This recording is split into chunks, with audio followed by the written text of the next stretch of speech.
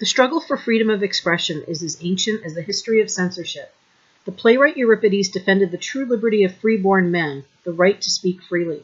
Nevertheless, he was careful to point out that free speech was a choice. In the United States, we often hold up our First Amendment rights as a foundational liberty, something that defines us as a nation. But is the freedom of speech and publication really as secure as we think?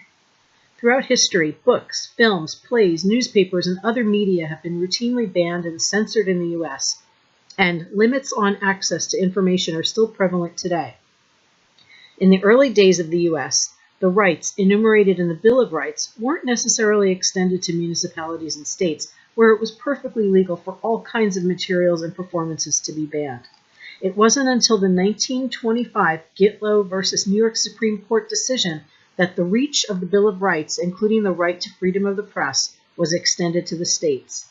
This was the first major First Amendment case that the American Civil Liberties Union argued before the Supreme Court. Between 1953 and 1969, under the Warren Court, many First Amendment cases were argued which extended the right to freedom of speech and of the press and limited the ability of any state or city to ban or censor books or other media. The most common way that access to books is limited in the United States is through challenges in schools and public libraries. Every year, there are hundreds of reports of books being challenged in libraries around the U.S. Books are challenged for a variety of reasons, including perceived obscenity, inappropriate language, racism, or inappropriateness targeted to an age group.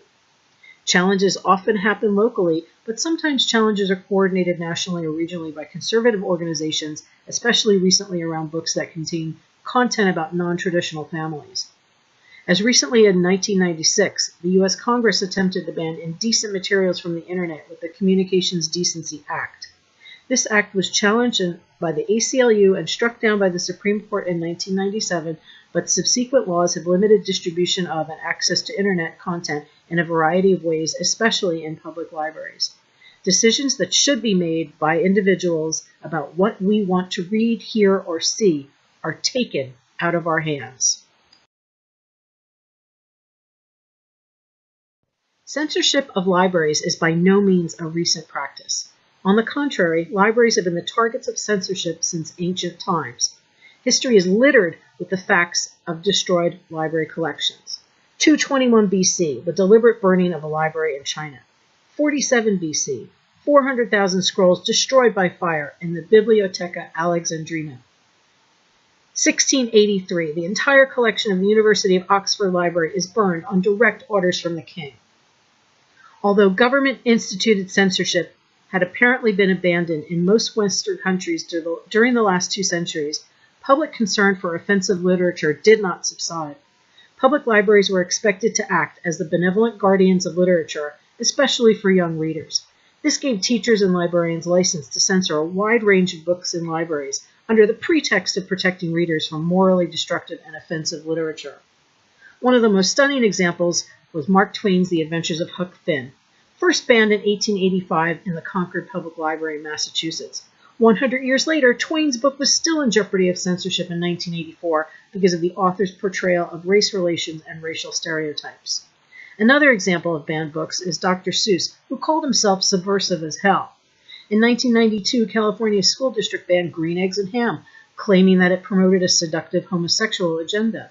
Seuss's The Lorax was hugely controversial for altogether different reasons. A Onceler cuts down trees for profits and ruins the environment, but the wise Lorax persuades him to stop. The logging industry tried to get it banned by claiming it made them look bad.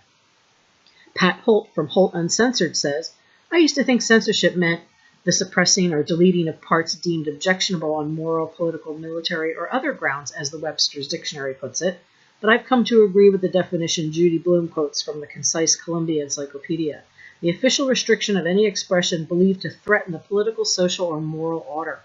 Here the idea of a threat to the status quo seems especially important in these perilous times." From Judy Blume, "Dineen, forever, are you there, God, it's me, Margaret? Every year somewhere they're challenged," says Bloom. "When I started in the 70s, it was a good time for children's book writers. Children's reading was much freer than in the 80s, when censorship started, when we elected Ronald Reagan and the conservatives decided that they would decide not just what their children would read, but what all children would read. It went crazy. My feeling in the beginning was, wait, this is America. We don't have censorship. We have, freedom to read, freedom to write, freedom of the press. We don't do this. We don't ban books. But then they did. In spite of the library's Bill of Rights, the public and school libraries in the U.S. still face demands to remove books of questionable content from groups claiming to represent the interests of parents or religious moral codes. However, the libraries themselves have challenged this practice. The American Library Association, through its Office of Intellectual Freedom, maintains statistics on attempts to censor libraries in various states and regularly publishes lists of challenged books. It also holds and promotes a National Banned Book Week each September, in which many libraries across the country participate to create awareness around this important censorship issue. When books are challenged, restricted, removed, or banned, an atmosphere of suppression exists. The author may make revisions, less for artistic reasons than to avoid controversy. The editor and publisher may alter text or elect not to publish for economic and marketing reasons. Staff in bookstores and libraries may find published works too controversial and, fearing reprisals, will choose not to purchase those materials. The fear of the consequences of censorship is as damaging as, or perhaps more damaging than, the actual censorship attempt. After all, when a published work is banned, it can usually be found elsewhere. Unexpressed ideas, unpublished works, unpurchased books are lost forever. I hope you find the following resource guide on the Library Bill of Rights, intellectual freedom, free speech, and censorship, and information on the Banned Books Week helpful. Just by nature of their age and development, children need more guidance. This holds true in relation to their physical development as well as academics. The question is, when does guidance cross the line into censorship? From birth, adults choose what children read or at least listen to.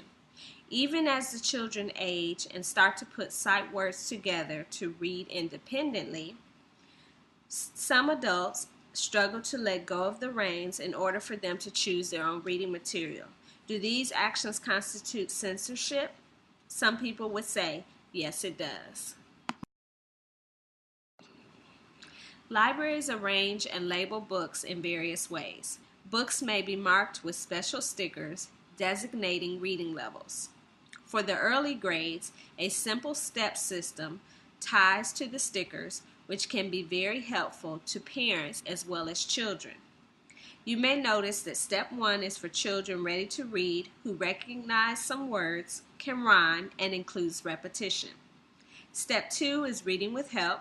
Step 3, reading on your own. Step 4, reading paragraphs. And Step 5, ready for chapters. Upper grades may have books labeled with stickers in correspondence to reading programs, such as Accelerated Reader. Accelerated reading books are still marked according to reading level, but a program online quiz is linked to each book. In either case, the labeling may be seen as censorship because children are pointed towards choosing and reading books only at their level. According to Washman, this closes them off from books that interest them or reading for leisure and not quiz points. Some students may read below grade level and become embarrassed because they have to choose those types of books, while others may have special picture books to them that they would like to choose but are steered away from them since they are not at their reading level. Lastly, children may feel that books with no label or sticker are not worth reading or even consideration.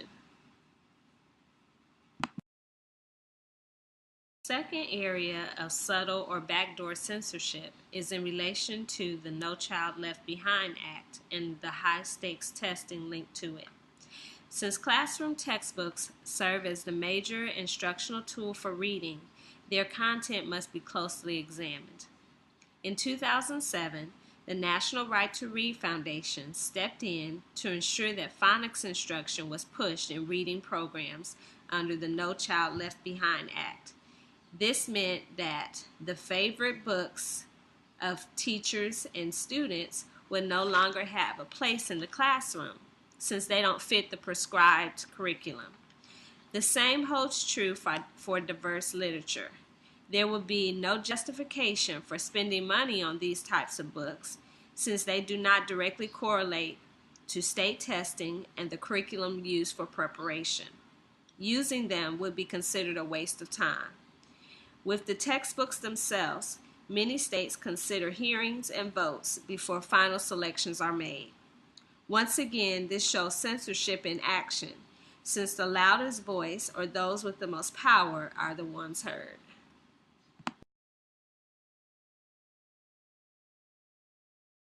First Amendment rights and diverse library collections. Censorship can impact libraries and their collections. The American Library Association stands by the idea of intellectual freedom, which they define as the right of all to seek and receive information from all points of view without restrictions. Limiting or attempting to limit the scope of which materials libraries offer impedes their ability to be creative institutions.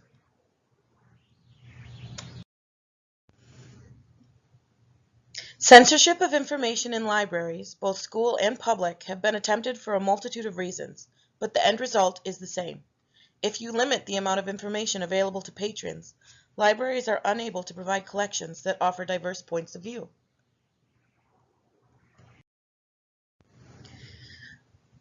Creativity in collections is important.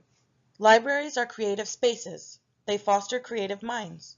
If they continue to be springboards for inclusion rather than exclusion, then patrons will continue to be exposed to new and original ideas. Books should challenge readers to think, discover, and go outside their comfort zone.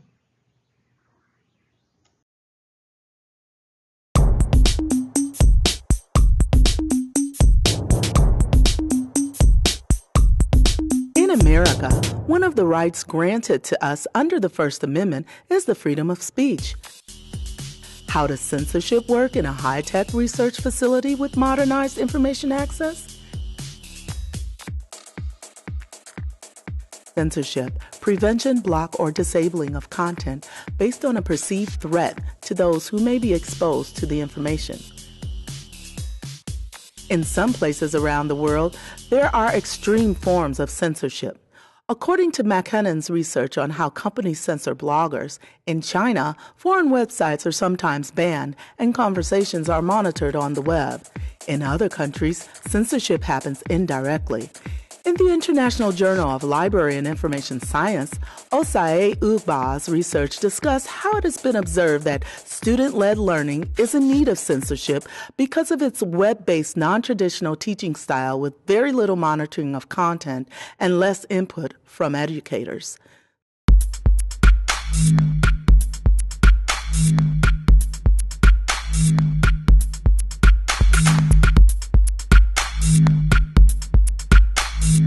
So what is the library's role?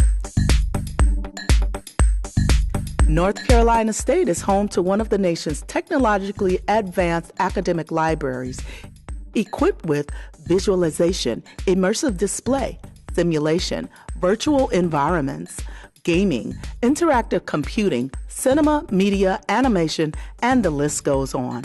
With such a high technically equipped research facility that caters to innovative and highly productive young minds, has censorship become irrelevant in today's technologically advanced university libraries? A library's role is to provide services to the surrounding community. This includes assisting patrons with research and helping them become more familiar with technology and the web. A library's role doesn't include supporting or preventing censorship.